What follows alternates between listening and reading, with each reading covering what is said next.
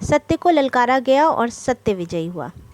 दानियेल की पुस्तक के प्रथम 6 अध्याय ऐतिहासिक हैं, परंतु जब 7वां अध्याय आता है तो यहाँ से भविष्यवाणियों का आरंभ होता है। यह सच है कि दानियेल अध्याय 2 में नबूकदनेस्सर के स्वप्न द्वारा समय के पहले ही विश्व के इतिहास की झलक दिखा दी गई थी, एक रेखा चित्र खींच दिया गया था। फिर भी जब हम दानियेल 7 में पहुँचते हैं तो हम पूर्ण रूप से भविष्यवाणी के क्षेत्र में पदार्पण करते हैं। पहले 6 अध्यायों में हमें जो कहानियाँ मिलती हैं वे हमें अंतिम दिनों की तैयारी के नियमों व रूलों पर प्रकाश डालती हैं, परंतु अंतिम 6 अध्याय अंत समय से पहले आने वाली घटनाओं को खोलते हैं, उजागर करते हैं।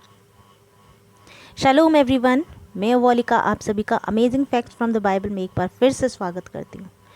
दोस्तों, एक बात आपसे रिक्वेस्ट करना चाहती हूँ कि वीडियो के अंत में चैनल को सब्सक्राइब करना, लाइक करना, शेयर करना वीडियो को ना भूलें, बेल आइकन दबाना ना भूलें, क्योंकि अब जो सीरीज़ चलने जा रही है वो दानियेल और प्रकाशित वाक्य की भविष्यवाणियों को समझाने के लिए मैंने जो वीडियो बना रही हूँ उनकी सीरीज़ चलेगी।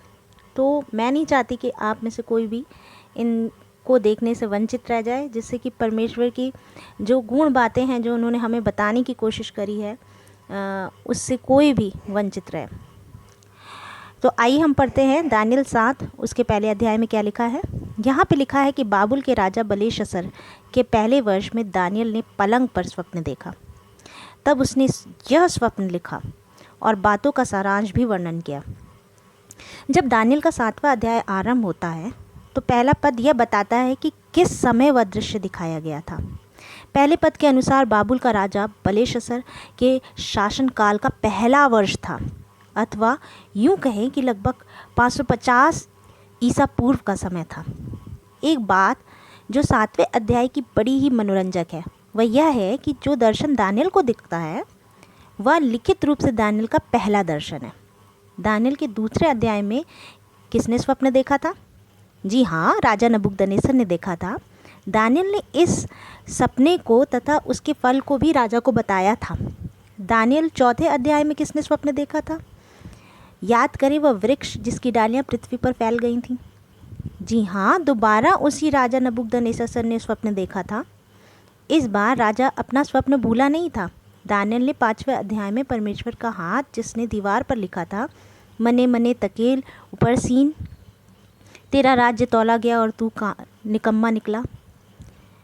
फिर एक बार दानियेल ने इसी पहेली को सुलझाया और राजा को इसका भेद बताया था। पहले 6 अध्यायों में कहीं पर भी ऐसा नहीं लिखा है कि दानियेल ने कोई स्वप्न देखा या दर्शन देखा हो। अब इस क्रम में बदलाव आता है और परमेश्वर ने 7वें अध्याय में दानियेल पर भविष्य में होने वाली बातों को सपने द्वारा प्रकट किया। यदि एक यह स्वप्न उसने 550 ईसा पूर्व के लगभग देखा है तो इसका अर्थ यह हुआ कि उसने इस लिखित स्वप्न के समय दानियेल नवयुवक नहीं है। जिस वक्त वह स्वप्न लिख रहा है उस वक्त वो अब जवान नहीं रहा है, बल्कि लगभग 70 साल का बुज़ुर्ग हो चुका है। दानियेल के दासत्व में आने से अब तक 55 वर्ष बीत चुके हैं और लगभग 18 वर्ष की आयु में दानियेल गुलामी में आया था। यानी कि जब नबूकदनेस्सर का समय था तो दानियेल उस वक्त 18 साल का था जब नबूकदनेस्सर ने स्वप्न देखा था। इस प्रकार से अब जब वो देख रहा है दानियेल स्वप्न, तो 55 वर्ष बीत चुके हैं और इस प्रकार से वह 70 वर्ष का हो चुका है। दानियेल 70 वर्ष का हो चुका है। इस पूरी अवधि में दानियेल का उसके परमेश्वर के साथ बहुत ही मधुर संबंध रहा।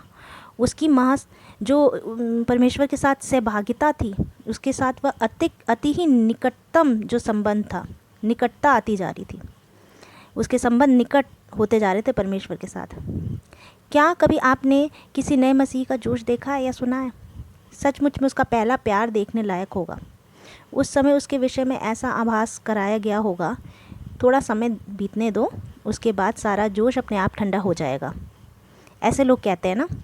लोगों का यह मानना है कि वास्तव में जब पहली बार कोई यीशु मसीह के पास आता है, जब पहली बार परमेश्वर के नियमों को अपने जीवन में अंगीकार करता है, चमत्कारिक रूप से पवित्र आत्मा के प्रभाव में पूर्ण रूप से तथा अत्यंत प्रभावी रूप से उसके परिवर्तन में आ जाता है, तथा हर एक को मालूम होने लगता है कि उसके जीवन में क्या बदलाव आ गया है। परंतु जैसे जैसे समय बीतता जाता है तो वो मानी हुई बात है कि उसके जोश में जो आरंभ में था धीरे धीरे कमी आने लगती है ना। ऐसी बात तो देखने को मिलती है, लेकिन दानियल के साथ ऐसा बिल्कुल नहीं था। प्रत्येक आने वाले वर्षों में परमेश्वर के निकट और आता गया। दानियल का उत्साह इस प्रकार का नहीं था जिस प्रकार का उत्साह आजकल के नवयुवकों का होता है कि बीच बीच में के जीवन और जीवन के अंतिम समय में परमेश्वर के साथ अनुभव धीरे धीरे क्षीण होता जाए। ऐसा दानियल के साथ नहीं था।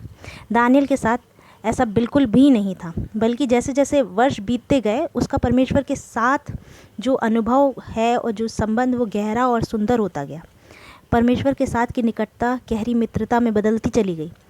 आपके और मेरे जीवन के लिए परमेश्वर का यही एक उद्देश्य है। दानियल 7वें अध्याय से एक बहुत ही बड़ी आत्मिक शिक्षा हमको मिलती है। यह स्वप्न दानियल के जीवन के अंतिम भाग में दिया गया है, जब वो बुज़ुर्ग हो गया है तब दिया गया उसको ये स्वप्न। यह इस बात को प्रमाणित करने के लिए है कि परमेश्वर की इच्छा हम सबको समय के बीतने के साथ साथ अपनी ओर अधिक से अधिक खींचता है। परमेश्वर समय बीतने पर दूर नहीं होता और पास आता है। दानियल 7 की भविष्यवाणी का आधार दानियल का 2 अध्याय है। यदि आप स्कूल में एक शिक्षक हैं तो कक्षा में पहले सरल सरल पाठों को पढ़ाएंगे, फिर बाद में कठिन पाठों की ओर बढ़ेंगे। दानियल की भविष्यवाणियाँ 2 अध्याय के ऐतिहासिक रूपरेखा से आरंभ होती है। 4 प्रकार की धातु वाली मूरत है, जिसमें 4 महान साम्राज्य को वो प्रकट करती है। मूरत के पांव चौथे साम्राज्य के बिखरने के उदाहरण हैं, और बिना हाथ लगाए पत्थर का आना मसीह के राज्य को दर्शाता है। जब हम दानियल के 7वें अध्याय में आते हैं तो वही प्राथमिक आधार यहाँ पर भी है। इस बार 4 धातुओं की उपमा नहीं है, परंतु 4 प्रकार के पशुओं का उदाहरण है। फिर भी दानियल 7 में उन रूपरेखाओं को थोड़ा और विस्तार पूर्वक बताया गया है। दानियल की पुस्तक 4 भिन्न भिन्न भविष्यवाणी की रूपरेखा को प्रस्तुत करती है। दानियल अध्याय 2, अध्याय 7, अध्याय 8, अध्याय 9, 1-7 तथा अध्याय 11। ये 4 मुख्य भविष्यवाणियाँ लगभग एक समान समय और घटना को दर्शाती हैं, परंतु जो बातें पहले में नहीं हैं वे धीरे धीरे दूसरे में जुड़ती चली जाती हैं।